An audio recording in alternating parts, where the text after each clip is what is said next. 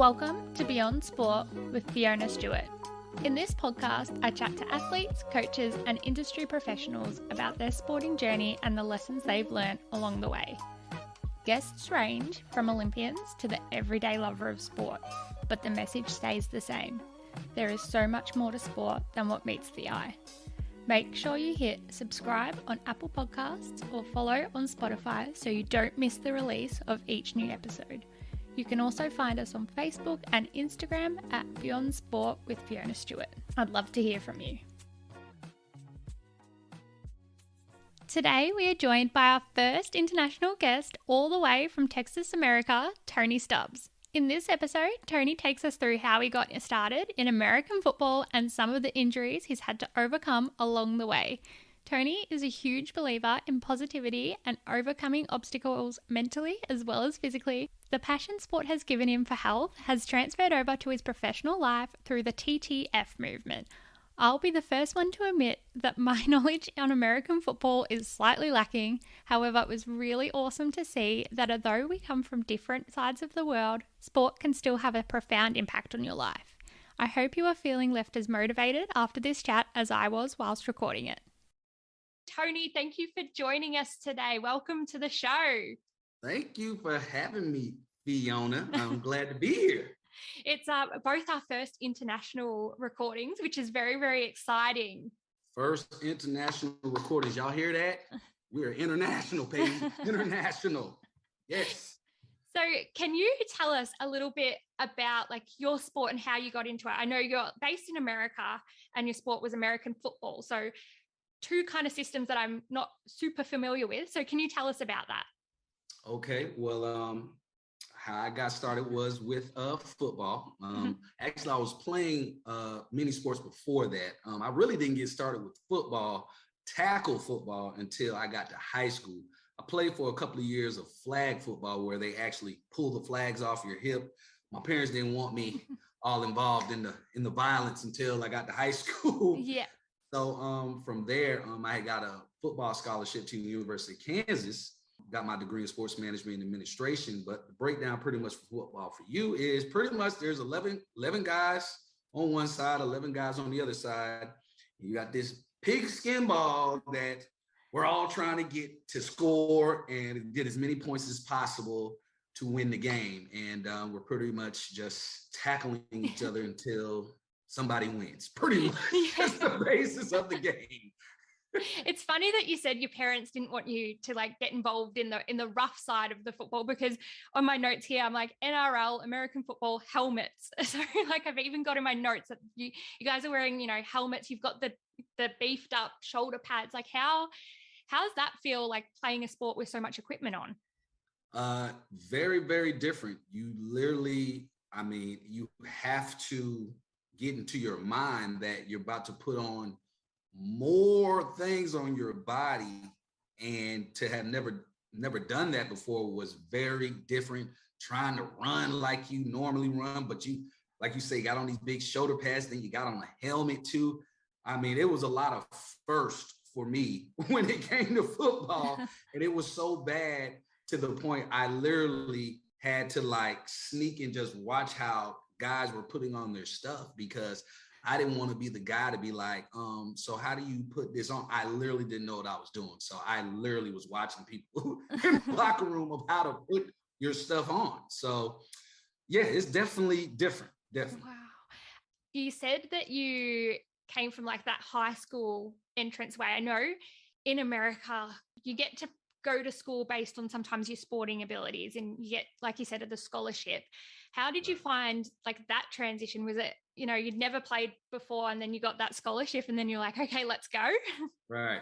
So I was playing football, outside, with the guys, with my friends and stuff, playing on the road and just doing all types of stuff like that. So it was always in me, always watching the game. And then I guess what fueled it was my parents kept telling me no. And so each year I would ask, they would tell me no. It was to the point that one of my best friends, his dad was the coach. And I was like, oh, this is the year, because he's the coach. I know they trust this guy because I'm always at his house. No. Oh, my God. So Yeah, so I think that pretty much fueled it for me when I got to high school. And from there, once I realized I could actually play the game, I said to myself then, I said, well, what can I do for my parents that I could, just give back just to say thank you? Because I mean, there's not enough in the world anyway for me to even give back to them, but just give a little something just to show them, I do kind of care just a little bit, So I went on ahead and I just started focusing on playing football. And before you know it, I got a scholarship to the University of Kansas. So I was very grateful to do that. Had to put in the work, of course, but got it and just took full advantage of it. That's amazing. And college football, it's called college football, isn't it? It's very prestigious in the States. Hold on. Let me let everybody know on my side. Look, now she is from Melbourne, right? Yeah, Melbourne, yeah. So she does not know this game of what we're speaking of. So this is brand new for her. So this is my first international interview, and this is her first international interview. So we're on the first here, all right, guys? All right. So don't be talking about my buddy because she don't know the game of football, all right? I'm learning on the fly. We have AFL football here, so it's kind of like Aussie rules, and that's the main Melbourne one. I know up in the other states of Australia that's a little bit more accustomed to NRL and other footballs, but yeah, down here where I am, I'm a bit naive. That's all right. Hey, at least you're being honest about it. Yeah, I'm learning on the fly. That's good. So you said that it was that kind of wanting to prove your parents wrong that got you involved. Was there a moment that you're like, yes, this is kind of what I want to do for a little while? It was because I never could play the game. So I really wanted to see where I could go with it. Mm-hmm. From there, each year I was just like, man, this is kind of rough. This is a real tough game. And the type of work you have to put into, people don't understand. It takes a lot. It takes a lot of energy, it takes a lot of focus, even from the mental aspect of just running plays, practice, doing it over and over and over again. And then it depends on the environment. I mean, you could be playing in hot, cold, rain, snow. It's just so many elements that come with it. Then on top of that, I got to go to school. So people miss that part. Oh, he got a free scholarship. No. I ain't getting no free scholarship. Okay. Because pretty much a scholarship was pretty much a job when we went to school. Because at the end of the day, if I didn't produce, they could take my scholarship anytime. So each year we had to keep signing that scholarship because they be like, well, we're going to let somebody else come in because if you're not doing what you're supposed to do, not getting your grades, whatever it is, they can let you go. So that's pretty much what made the decision for me. And then on top of that, I wanted to get my degree as well to have something to fall back on just in case this just doesn't happen. But I just refuse to go to the middle of the country and not come back with something where it says, you know what, I did go up here and take care of business and do what I needed to do on the football field. Yeah. And I like how you say, you refuse to not come back and have nothing to show. I know. Yeah, then my parents wouldn't let me back in the house if I did. So that was probably a little bit more pressure. Well, that's the thing. You start a degree, and I know here we're very, very lucky. We have something called a HEX debt. So the government pays it, and then when you're earning enough money, they they scrape it off your wage. Wait, back up. Say that again. What do they do in Melbourne again? What is this? So what? It's kind of like a student loan, but it's to the government, and then they'll take it off your wage kind of with your taxes once you earn enough money. What? Yeah. So people don't always finish their degrees down here because it's just on the HEX debt is what it's called. Listen, when I say you learn something new every day, really? Yeah. You can. We don't do that over here. No. So you had to work. You had to work to keep your scholarship so that you could continue studying. Right, but even with the people who just go to school regularly, they have to pay. Just regular. Oh yeah, the student loans are ridiculous over here. So that's why I tell people the scholarship wasn't free because we had to work for that scholarship. Some people couldn't last a day of what we did. Couldn't last a day. It's crazy how different different countries do it. Like it's I'm in awe because if we had that over here, oh man, this would be a whole another United States.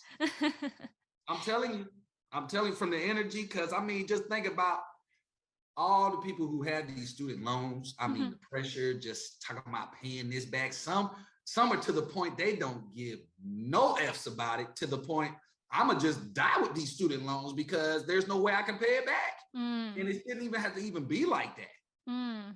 So it's different over here. I'm shocked you even said that. I'm sorry, I'm shocked you. Because I thought, because to be honest, when you don't know, you just don't know, because you assume that it's happening like that almost everywhere, but it's not. I'm just like, look, it sounds like we need to move to Australia. Telling you. You can if you want to be in lockdown. But then you got that. So I mean, it's all over the place. It's all over the place. But it's really cool that sport gave you that opportunity. And I know you said you had to work for it, but like there's other people who, you said that are going to die with those student loans, and you are in the position where you got it was sport management degree. Yes. Yeah. So you were able to play sport kind of professionally as well as get that degree, and like the things that can set you up with, like, I guess we can talk about some of them. Like, how were the milestones? Like, were there times that you were super injured and you were worried about that scholarship, or like, tell me about the journey? Oh, well, that's funny you said injuries. So the third day that I got up to the University of Kansas, I had to have emergency surgery on both legs. Oh. So I had anterior compartment syndrome. So pretty much what that is the muscles couldn't breathe in the front of my legs. So they had to cut the top layer off for it to just open up. Yeah, for it to open up pretty much. So my parents literally had just left, like not even 24 hours. And it was so bad, it woke me up out my sleep. And for me, I love to eat, because we had to report in for training table. So we had to report in for breakfast. Like, we had to check in. If you didn't check in, you had to run. Like, there was just so many rules. Like, that's why I say people don't understand that having that scholarship took a lot of work. And but getting back to this injury, I didn't eat because it was so painful that it woke me up out my sleep. So I checked in and I was just like, I got to go straight to the training room because my legs hurt. Mind you, I couldn't feel my legs. Okay. Like, literally, you could have took a baseball bat to my legs and I wouldn't have felt it. Oh my God. So when I got there, because they were just like, how did you walk here? I'm like, I just walked. Like, it wasn't no big deal. Like, it wasn't hurting to the point where I'm just falling. Like, it just was just throbbing really bad. Like, I had real bad shin splints. So they took me to the hospital, stuck a needle about that long, about that thick in my leg, like in my shin. They're like, hey, it's gonna just hurt a little bit. I'm looking at the thing like, and then they had a big old box on this thing. So I mean, they literally coming in, like the doctor came in like this. Oh my God. He's like, it's gonna hurt just a little, so it's gonna be a pinch. So he went in. Now, when he went in, it was cool. But when he started moving and trying to get I was like, oh my gosh. So the max for swelling for this type of injury is a 35. So my right leg was a 75 and my left leg was a 70. So they were like, you got two options. They were like, you can get emergency surgery now, or you can just let your legs and your muscles die and never walk again. And I was just like, you know what, doctor, let me take some time to think about this. Let's see what I'm gonna do. I think I'm gonna go with the surgery. Yeah. So mind you, if I wouldn't have skipped breakfast, I wouldn't have been able to have the surgery. Oh, how lucky is that you couldn't eat? That ain't luck. That's nothing but the Lord right there. Yeah. Because I love to eat, okay? Like, I be hungry, and it was so painful to the point, I mean, I literally had to pass it up. And if I wouldn't have passed it up, I wouldn't have been able to have the surgery. Gosh. So how long were you out of the game with that? It was in a while. I was out 6 months. I was out for 6 months. Literally during like training camp, I had to stay in the training room the whole entire time because I couldn't be outside with the heat because it would swell up my legs. So I had to keep them propped up in the training room the whole entire day. So I pretty much met every team at the school because I was just there all day, couldn't do nothing. So that's pretty much what I did. And my legs were just wrapped up in bandages. And I had like 100 staples in each leg. Oh so my gosh. It was quite, so that was my freshman year in college, third day. Had to figure it out. Yeah. And how did you go mentally in terms of like then getting back into the game? Because it was 6 months out. Were you kind of a little bit scared to get back into the training, or were you just happy to be out there? When it first happened, I couldn't believe it happened because I've never had no issues with my legs like that. So that really threw me off. Mm-hmm. So from the mental aspect, I was just like, then my mom, she's calling me, talking about, you want me to come back? I was just like, I don't know if this is supposed to be one of those manly things right now for me to get out here, because my mom is not going to always be able to be there for me. And I mean, she had just left me. So I kind of was just like, let me just man up. I don't want to be a baby. So I was like, I just got to figure this thing out. And from there, from the mental aspect, I just, the networking and then just mentally getting my legs back to running into the motion again, because I was just like, what if I lose my legs? What if I lose my calf muscles? Like, because I couldn't walk or do anything on, I mean, it literally felt like mush, like you could just play with my muscles and it was just there. And I was just like, ugh, like, is this going to ever go back? So just having that in my head, hoping I can run, hopefully as fast as I was before, hoping I can be able to just play the game, be able to just move around. So all that just played into my mind, but just keeping God first and just saying to myself, it's going to work out. It's going to work out. And just keeping that positive mindset, I believe, made me just be where I am, just from a mental aspect of just pushing through the storm and knowing that if I do the necessary things that I needed to do to heal myself, everything will be all right. So it worked out. I was able to actually run on the track team, the indoor track team, to get my speed back. And from there, I focused on football after that, just playing the game. Oh, that's amazing. And we'll touch a little bit onto what you just said in terms of like how it's made you the person you are today. But I have another question. You played for like an overseas team as well. Yes, I did. I don't know how to pronounce that, so I'm not even going to try. But what team was that? It was the Vukovi Wolves. The Vukovi Wolves. Okay. So it's Belgrade, Serbia, the Belgrade Wolves, pretty much. So I played over there for 2 seasons, won 4 championships over there. That was definitely another great experience. I almost pretty much felt like I was in college without the schoolwork.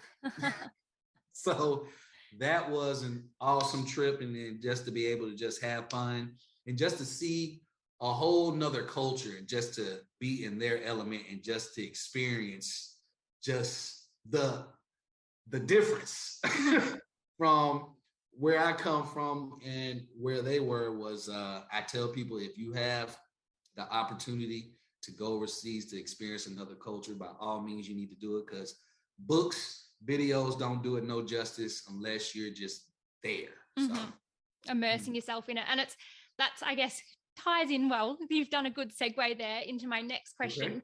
So like the benefit sport has provided you as an individual that's transferred over to other avenues of your life. One that you just said really well is the fact that sport gave you an opportunity to experience another culture. But has there been any others? Oh man, just from being able to play the game of indoor football, arena football, that was a whole nother aspect of football where everything's just condensed and inside.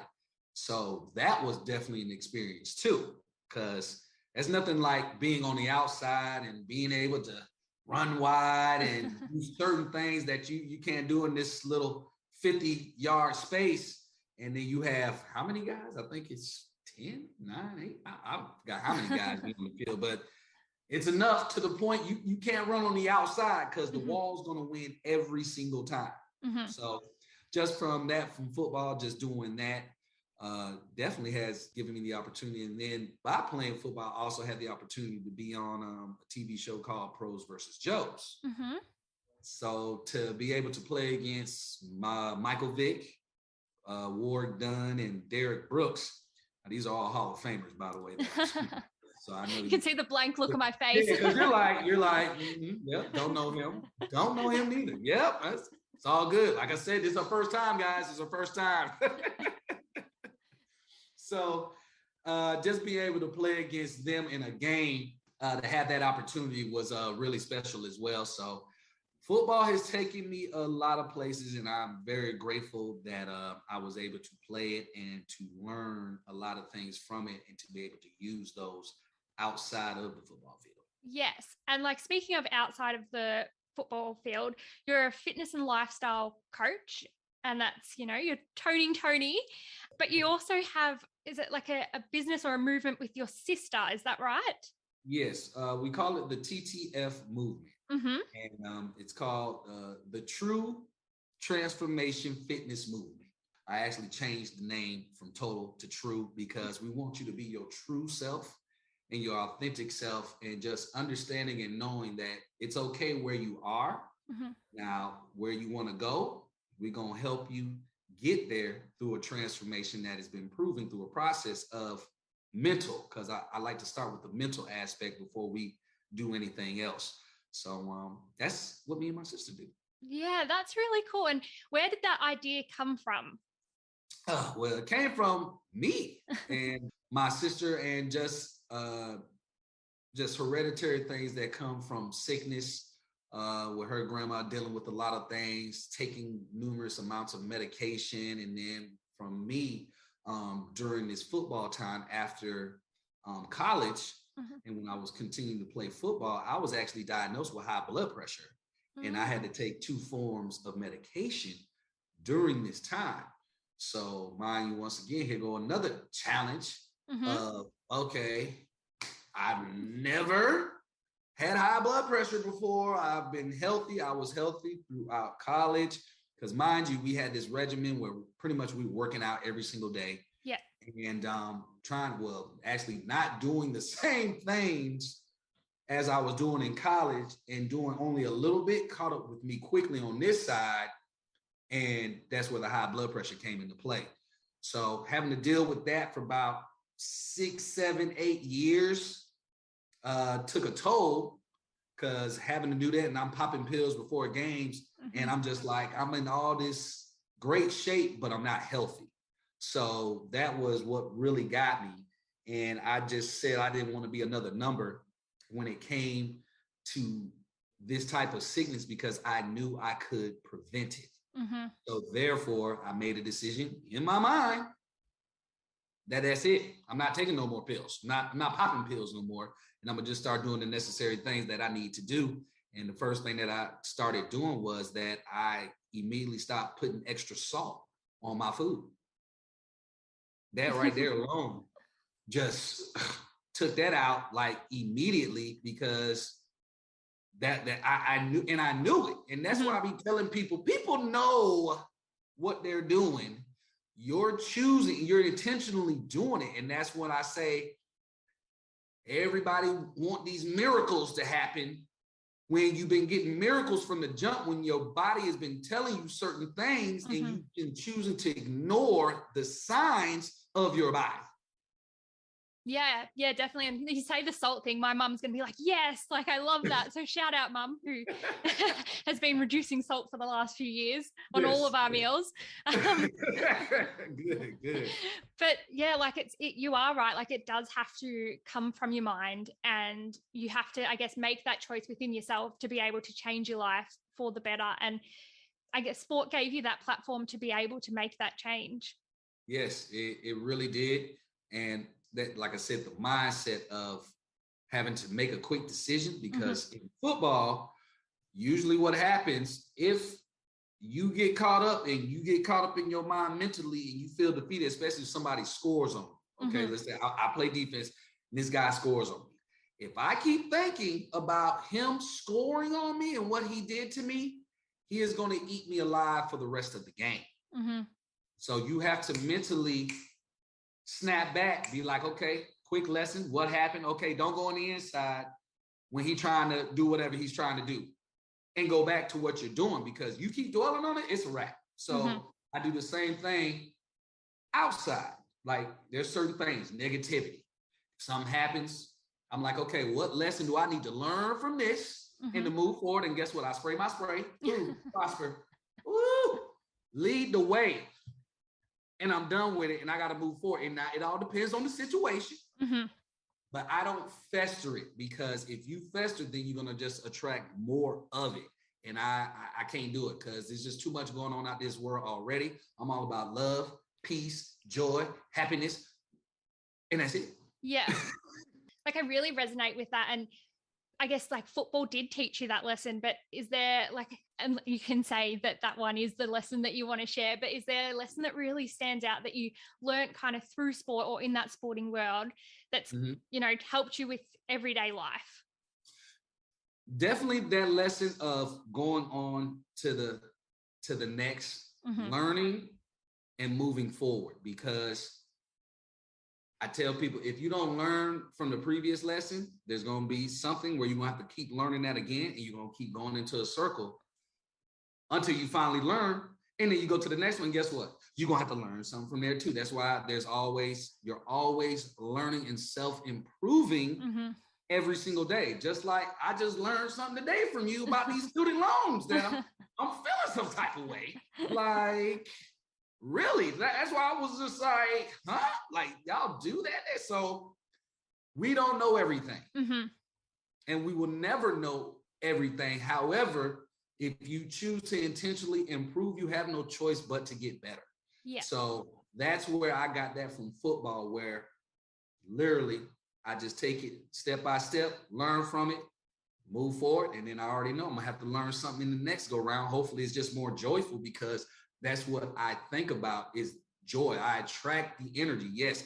Why I'm always hyped? Because I want you to be hyped too. I need it. Like, because all that, we got enough going on out here in this world. And I chose to be this way. And people can choose to be however they want to be. Just as long as it's giving something positive. That's how I feel about it. Yeah. And I really like that you said before that I guess the universe or whoever you believe in will keep bringing that lesson in front of you until you have learned it. And they'll, you know, you might have the same kind of situation happen 3 or 4 times before you finally realize, oh yeah, that's not how I'm supposed to handle that. And I guess like even in the last few, I don't know, I think we're on lockdown 6 here in Melbourne, but like I've finally learnt the lesson of how to handle the start of a lockdown, and it just kept happening until I learned how to deal with it. And yeah, little things like that. Once you realize that you will have to keep learning the lesson. Correct. Or you'll be faced with the same scenario until you've learnt the lesson. Yeah. And it's different situations, same scenario. It's just like, and then you ask that question, why does this keep happening to me? Yeah. Because you keep asking for it and you're not learning. Yeah, you haven't learnt the lesson yet. So, yeah, that's a good one. Yes. So that was real big for me when it came down to football. Yeah, I really like that. And I guess like in terms of stakes, like if you didn't learn your lesson, well, you could get a pretty hard hit and end up on the ground. Oh, no. Speaking of hard hits. Oh, yeah. Like when I first started playing football, high school. So I actually made the varsity team my freshman year. And I had never played, but they moved me down because I needed to get some experience because I had never played. I told them, I was like, I've never played this game before. They're like, you're acting like you have, but I haven't. So move down, boom, I'm balling, boom, boom. Okay, yeah. Now there's this game, and I give him props because he wham bam my ass this one play, and it needed to be learned because that was the first and last that I will ever To this day, I have never gotten cracked back the way Stanley cracked back my ass in that game, because I remember like it's yesterday because he caved my chest in. I was literally running after the guy. I was focused, running, had him. I had him. I reached. I forgot Stanley was the receiver and I was playing him on defense. And I forgot. We had took off together, but I came back and I started running because I saw the ball and I saw old boy running with it. And I forgot Stanley was back there. Man, I'm running. I reached out. All I saw, like, soon as I turned my head, I saw just him coming right down and woo! Oh my gosh. When I say I could not breathe, I thought I was dying that day. Oh gosh. You hear me? It hurt. So I looked up and I was like, and I'm still trying to get up to try to run after the guy. And I'm literally over here not being able to breathe. Like when I say it hurt so bad, like I thought I was dying that day because he caved it in. I give him props. Stanley, if you're listening to it, I'm giving you your props, dog. You taught me a very big lesson. And that day, I've never gotten cracked back because he taught me how to use my peripheral vision. And I've used it ever since. That was in the 9th grade. And to this day, thank you, Stanley, wherever you are out there. You taught me a lesson, brother. Thank you. And that will make you better at everything, even like better at driving a car because you can see the cars around you. Hey, I'm telling you, I keep the peripheral. I keep it on. It stays on. He put an automatic peripheral thing across my face when he did that. And I thank him because it never happened again. Oh, I love that. That's a good one. So, Tony, a big part of like my podcast is that you give back to the community or that you've been able to help develop the community in some way. So have you been able to use, and I guess you do with the TTF movement, but have you been able to use sport or exercise as a tool to develop the community? Yes, I have. And it's funny that you say that because I actually work at a school here in Houston as a student support manager for Communities and Schools of Houston. It's a nonprofit here where we help with the kids. Yeah. So what I do at my school, when it was before the whole COVID situation, I would actually have a fitness class that I would do Friday where we would get to know each other and interact while we're doing some type of physical fitness. And it was a pretty good thing from doing that, from that aspect. And then also when I was in my Zumba teaching days, I would go out and do different community events where I would do the warm-ups for them, just like Make-A-Wish Foundation. I've worked with them. And I've also worked with a few more foundations as well when it pertains to giving back. So Tony's all about the kids. I love that. How old are the kids that you worked with? Oh, it's from kindergarten through 12th grade. Wow. Yes, and yes. Did you see a difference? Because I see it every day when I'm not locked down, when I'm working, that, you know, the sport and physical activity can make in their lives. Like, did you get to notice the difference in them?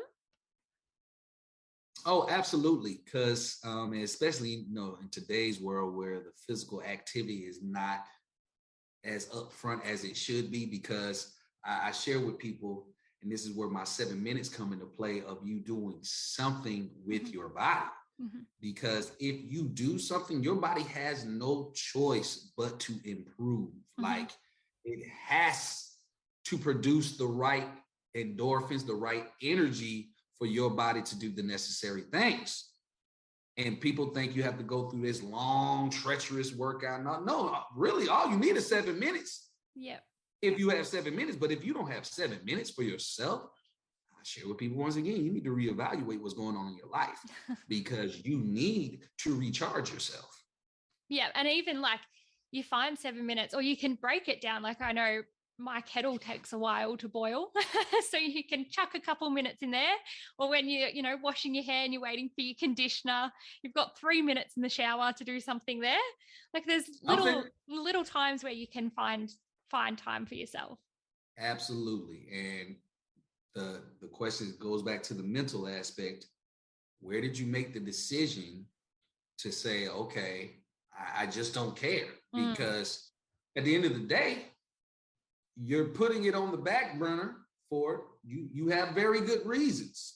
But I share with people those reasons should be the reasons why you should be doing this over here, because you're going to eventually run out of juice if you're not recharging yourself. Yeah. Yeah, you can't pour from an empty bucket. Yeah, there you go.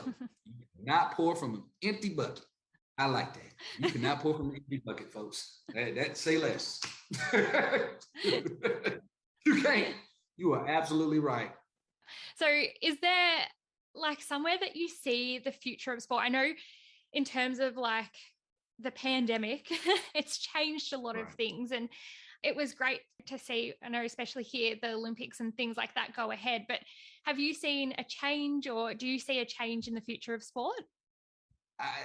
I mean, it changed a lot when it came to, this whole situation with the sports deal, because sports is physical contact. Like, there's no getting around you not touching each other. Like, when it comes to the team camaraderie, like, going together on trips and all that, and just having that bond, like, that's what it's physical, it's contact. So I hope that we're able to get somewhere where we can continue with the sports, because I do believe that sports needs to be here, because it does help with a lot of things and helps with a lot of people when it comes down to just therapy.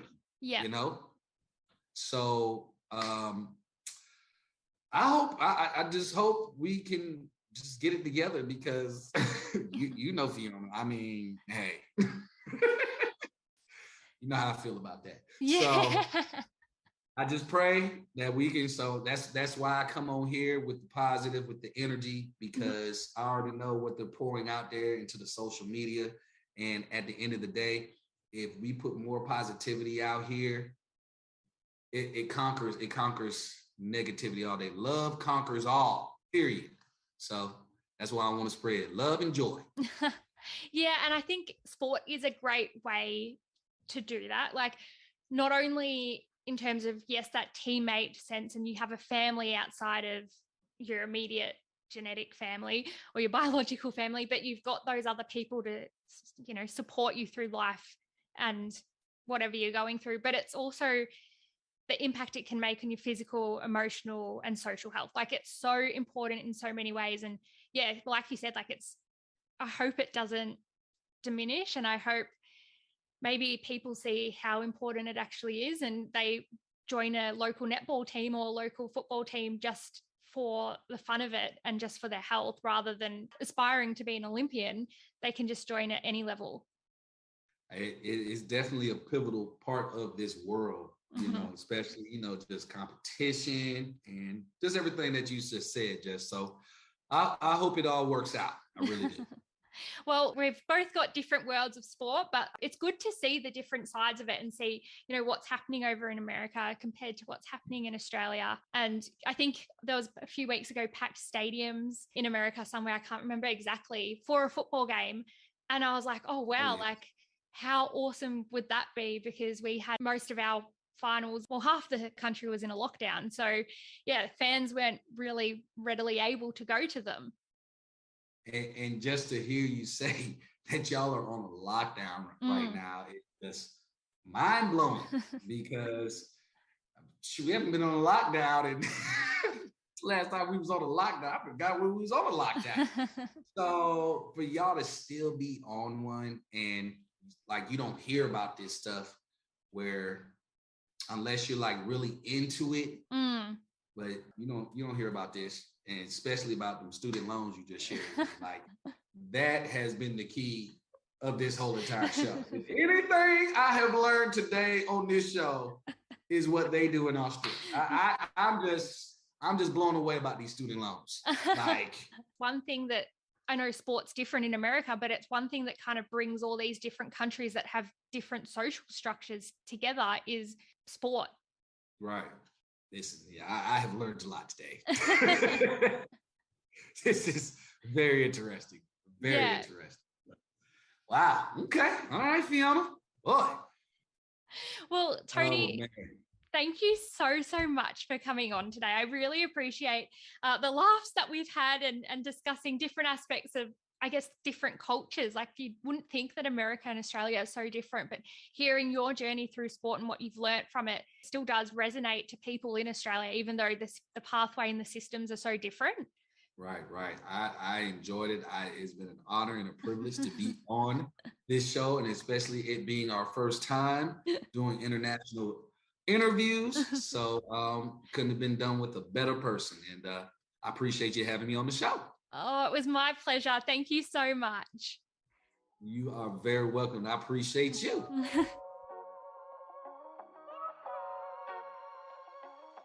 Thank you for listening to this episode of Beyond Sport with Fiona Stewart. This is a completely independent podcast that has been created to share the journey and lessons of top-level sporting professionals, but also your everyday lover of sport. If you liked this podcast, I'd really appreciate if you could leave a review and share it with someone who you think would also enjoy it. Until next time.